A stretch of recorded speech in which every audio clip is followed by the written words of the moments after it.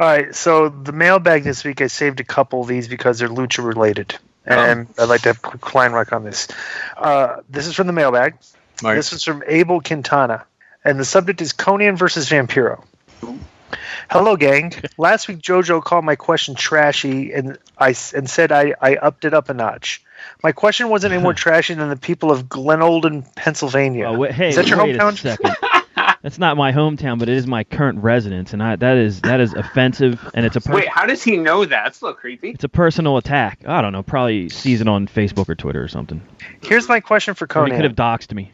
How do you and Vampiro coexist in AAA? He talks shit about you and you about him on podcasts. You guys shooting each other on PPVs. We all know the history and animosity. Other than professionalism, what keeps you guys from getting physical for real? You don't seem like a guy that puts up with too much disrespect. Thanks, guys.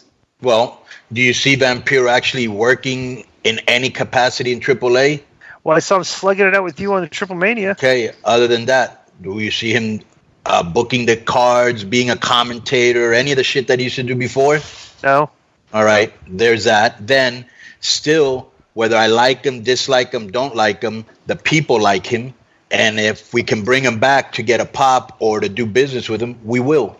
Okay, the next one is from Neil D'Souza. And the subject is Vampiro's 6 Indian listeners and missing titles. That's Hi, guys. What? Hi, guys. Greetings from India once again. I would like to draw your attention to the statement made by Hughie last week regarding the 6 listeners of Vampiro's podcast from India. I guess there were a few foreign tourists who landed in India and downloaded Vam's podcast to have a good laugh at his claims of miraculous healing and regeneration. Since he seems to have 66% of Wolverine's powers, do you think Vamp will claim that he has adamantium claws next? While we Indians have questionable choices when it comes to wrestling, we certainly would not download Vampiro's podcast, even by mistake. On Jericho's missing title, how different would the narrative have been if Brock Lesnar or Roman Reigns had lost it instead? I'm also keen to hear your thoughts on Ric Flair being unhappy that WWE used the tagline of the man for Becky Lynch and wanting in on the royalties. Love the show. Cheers, Neil D'Souza. So so Vampiro only had 6 listeners on his podcast from India? I don't know. I mean, I've heard that his show has been charting in such prestigious countries as India and other places overseas. But I don't know the exact numbers. But that's Husey must be watching the charts. Kleinrack, have you been asked to be on Vampiro's podcast?